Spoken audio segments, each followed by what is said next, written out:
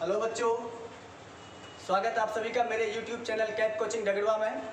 मैं मोहम्मद इश्तियाक सर आज ये सीरीज लेकर आया हूँ 12 क्लास का जो उर्दू है कह किस्सा बुक, उसका चैप्टर नंबर पहला है नज़ीर अहमद की कहानी, कुछ उनकी कुछ मेरी ज़बानी। इसमें जो इसके मुसन्निफ़ हैं फ़रतुल्लाह बेग, वह अपने उस्ताद नज़ीर अहमद के ऊपर एक खाका लिखा है। यह एक खाका है, ठीक है, यह एक खाका है। इसके मुसन्निफ़ मिर्ज़ा फ़रतुल्लाह बेग हैं, या है कर दीजिएगा।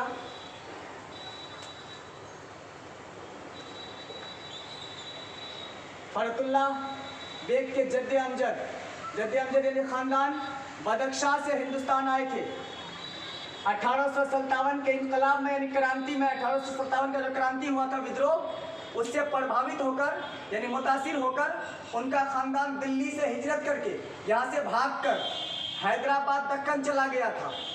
फ़रतुल्लाह अगस्त 1985 को मोहल्ला चूड़ीवालान दिल्ली में पैदा हुए। यहाँ पर 22 जगह पर लिखा हुआ है कि तज़किरा नवीसों के मुताबिक मिर्ज़ा फ़रतुल्लाह बेग सितंबर 1883 में पैदा हुए।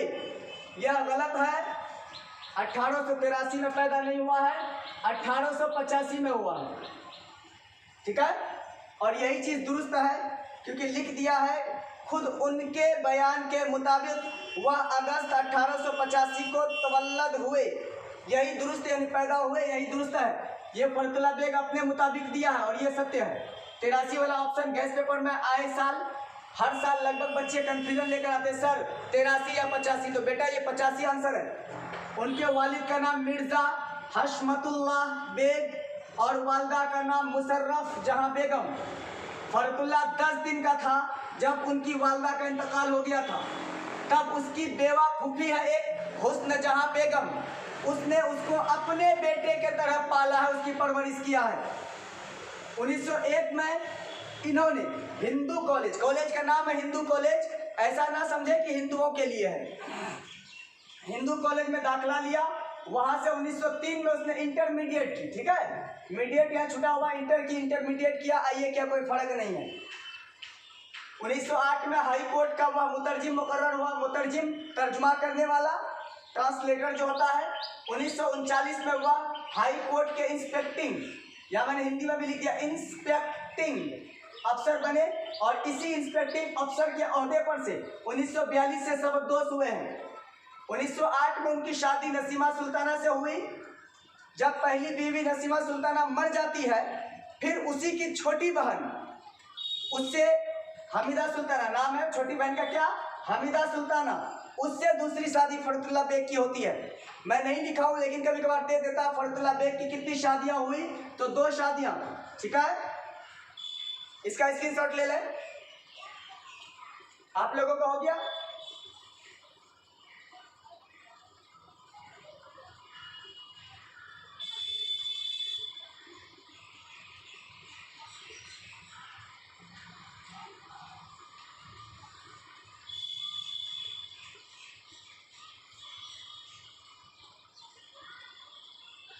चलो इसके आगे है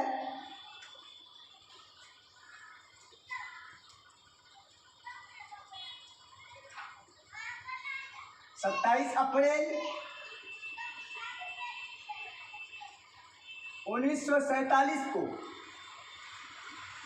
आरज़ाए कलब, यानी दिल का दौरा पड़ने की वजह से उनकी वफात होती है।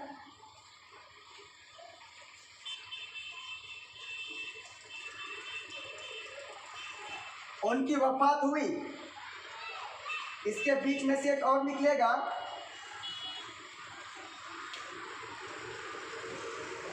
इंशा कौमा दीवाने यकीन, दीवाने यकीन कौमा दीवाने नज़ीर,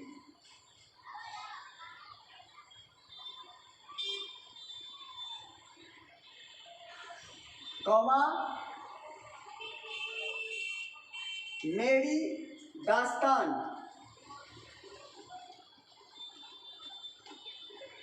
और मेरी शायरी,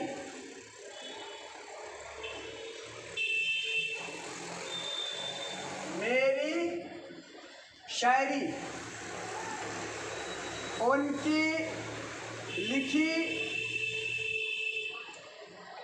किताबें हैं। क्लियर है? ये उसने किताबें लिखी है।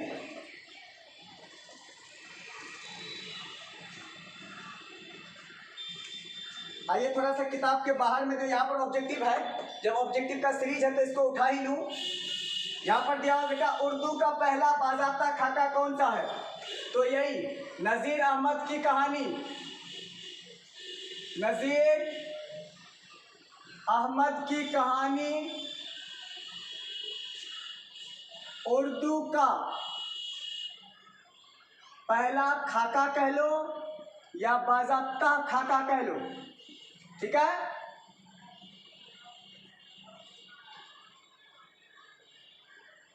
जो मुसन्निफ वही है नज़ीर अहमद की कहानी। यहाँ पर जो मुसन्निफ है फरहतुल्लाह बेग, तो उसका भी पहला, तो उर्दू का पहला खाका निगार यही हो गया। उर्दू का पहला खाका निगार फरहतुल्लाह बेग है। अगला यहाँ पर दिया है, नज़ीर अहमद फरहतुल्लाह बेग के कौन थे? नज़ीर फरहतुल्लाह के उस्ताद थे। अगला दिया है, फरहतुल्लाह के साथ मदरसा में, यह मदरसा है, आप लोगों को ज़्यादा दिक्कत होती है ऐसे लिख लें, मदरसा में मियाँ दानी था। इनका एक लंगोटिया दोस्त है मियाँ दानी, वो था। अगला एक दिया हुआ है, नज़ीर अहमद का ताल्लुक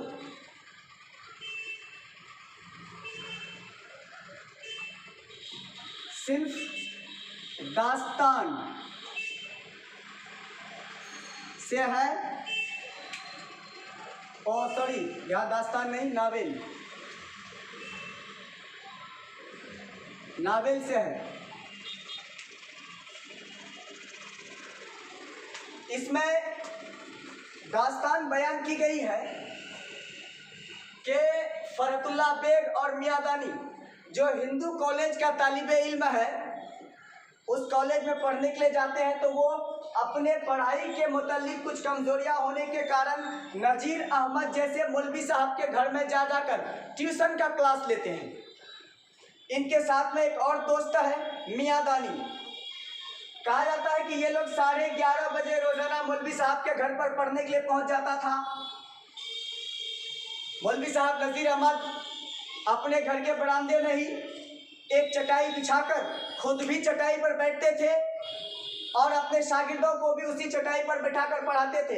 ऐसा दस्तूर नहीं था कि मौलवी साहब पलंग पर बैठेंगे या चौकी पर या कुर्सी पर बैठेंगे, बच्चे नीचे बैठेंगे, वो भी उसी चटाई पर बैठते थे। पढ़ने के दौरान ये दोनों दो तरह का नौटंकीबाज था, दो तरह की गलतियां करते थे। फरहतुल्लाह बेग जो हमेशा एराब की गलती क्या करते हैं, एराब बोलते हैं बेटा जेर जबर पेश मद नुन गुन्ना, इसे गलत पढ़ लेना। जैसे मान लो अब मैं यहाँ पर उसी मियाँ दानी का नाम लिख रहा हूँ, मियाँ दानी है ना, इसमें जेर जबर पेश कुछ नहीं है, तो फरहतुल्लाह क्या करते थे, कभी इसको मियाँ दानी पढ़ ले, कभी इसको मियाँ दानी पढ़ ले, मुंह लगा के, है ना। यही जेर जबर पेश मद नुन गुन्ना तशदीद, इन सब चीज़ों की गलतियां करना, ये एराब की गलती है। और मियाँ दानी जो था वो बेचारा तो और भी खतरनाक है, वो सर्फ व नहू की गलती करते थे। एराब की गलतियां उनसे नहीं होती थी, कम होती थी। सर्फ व नहू का मतलब है जैसे गज़ल है, नज़म है, नात शरीफ है, उसको उस तरह से पढ़ना है। और जो किस्सा कहानी है तो उसको किस्सा कहानी की तरह पढ़ना है। लेकिन ये मियाँ दानी बेचारा क्या करते थे, जो गजल है, नात शरीफ है, उसको भी किस्सा कहानी की तरह, ड्रामा नाटक की तरह, और जो नाटक वगैरह उसको सुरता लगा के पढ़ते थे, लय लगा के। तो ये दोनों में दो तरह की खामियां थी, कोताहियां, कमी कोताहियां थी। एक सर्फ व नहू की गलती करते थे और दूसरा एराब की गलती। मौलवी साहब के लाख समझाने के बावजूद भी दोनों शागिर्दों में कोई भी कमियों में सुधार किसी भी तरह से नहीं आ रहा था। जरा सा रत्ती भर भी सुधार दिखाई नहीं दे रहा था। जब ये लोग कॉलेज में पढ़ने के लिए जाता था, एक सेकंड दिलशाद थोड़ा सा पानी दीजिए। तो जब ये लोग कॉलेज में पढ़ने जाता था तो वहां पढ़ने के दौरान ये लोग जब ट्यूशन वगैरह पढ़ रहा था, काफी तेज था, सबके बीच शोहरतें होने लगी। कहाँ पढ़ते हो? तो एक और तालिबे इल्म है जो मियाँ रजा है, बेचारा नाम ही है मियाँ रजा। वो ऑर्डर पास करवा के कि मौलवी साहब को कहना मैं भी पढ़ने के लिए जाऊंगा। बेचारे मौलवी साहब जो है उस्ताद नज़ीर अहमद साहब ये इजाज़त देते हैं। मियाँ रजा पहले ही दिन आते थे, पढ़ने के लिए आए और उसको किसी एक बड़े शायर की शेर व शायरी पढ़ने के लिए उसको कहा गया। मुतनब्बी पढ़ रहे थे उस दिन। तो इससे मुतल्लिक वो बहुत ज़्यादा, नया तालिबे इल्म में जाहिर सी बात है बहुत ज़्यादा गलतियाँ तो करेंगे ही। जब उनसे बहुत ज़्यादा गलतियाँ हो गई तो ये क्या किया, ये लोग रास्ते में इतना मजाक उड़ाया।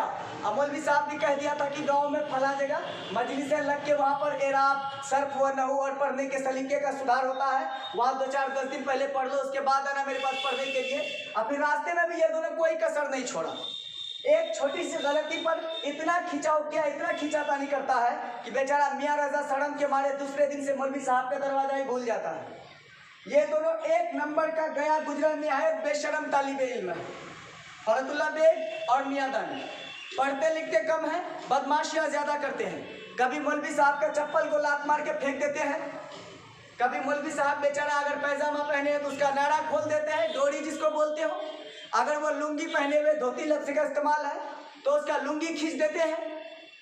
इन सब आदतों से, हरकतों से बाज ना आने की वजह से मौलवी साहब बहुत ज़्यादा परेशान होकर एक दिन क्या करते, उठा के किताब फेंक देते घर के सेहन से बाहर, आंगन में, बरामदे की तरफ, और गुस्सा कर कहते भागो तुम लोग यहाँ से, मैं तुम लोगों को नहीं पढ़ाऊंगा।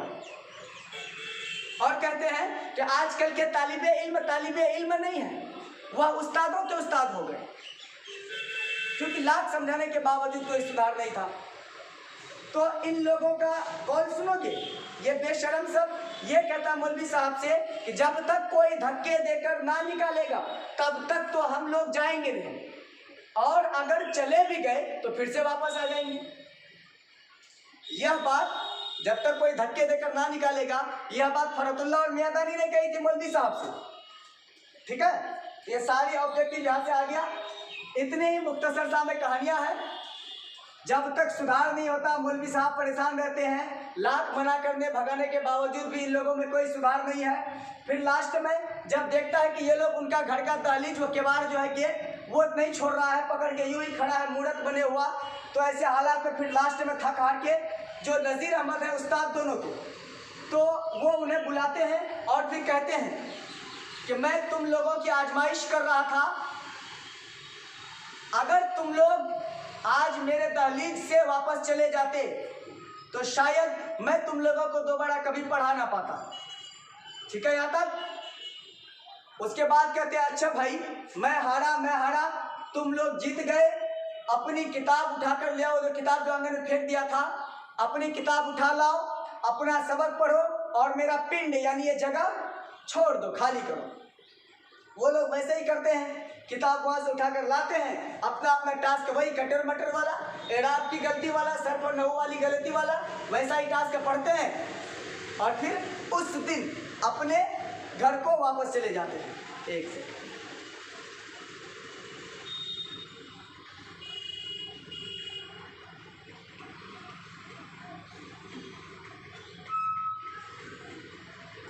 अब इसके मुताल्लिक कुछ सवाल सुनिए।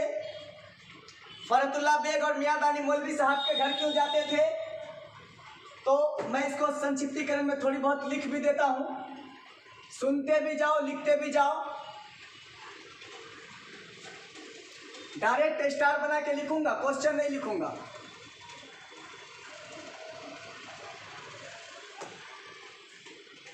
क्वेश्चन भी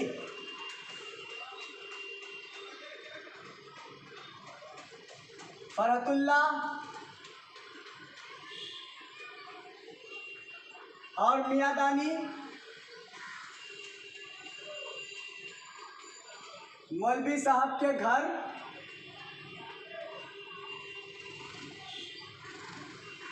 क्यों जाते थे? तो पढ़ने के लिए ना। फरहतुल्लाह और मियादानी मौलवी साहब के घर डायरेक्टली लिखो पढ़ने के लिए जाते थे। नमक मिर्ची लगाने की जरूरत नहीं है।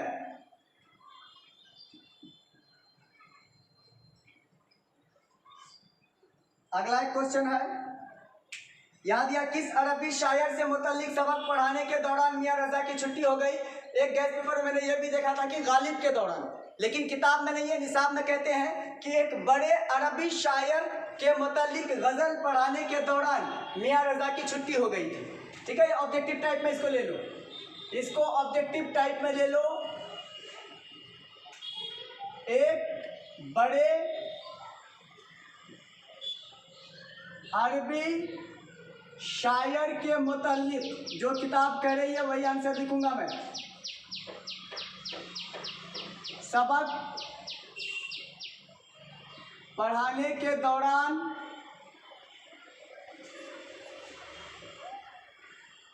मियां रजा की छुट्टी हो गई थी। क्लियर है?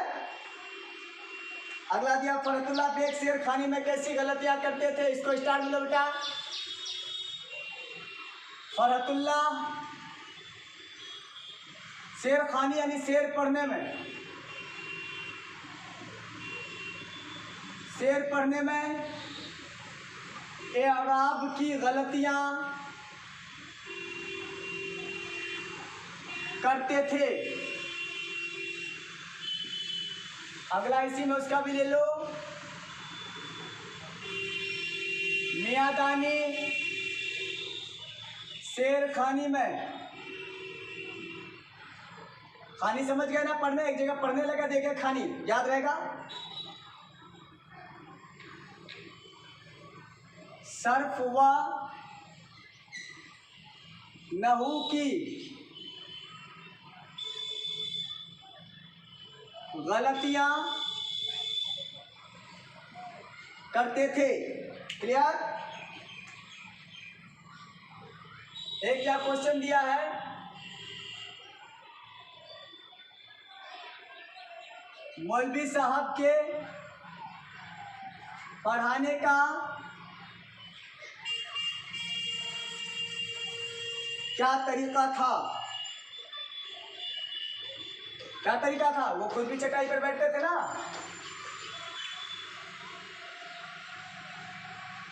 मौलवी साहब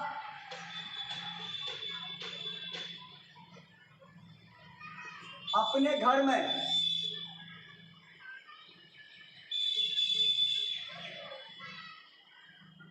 चटाई बिछाकर खुद भी बैठते थे और शागिर्दों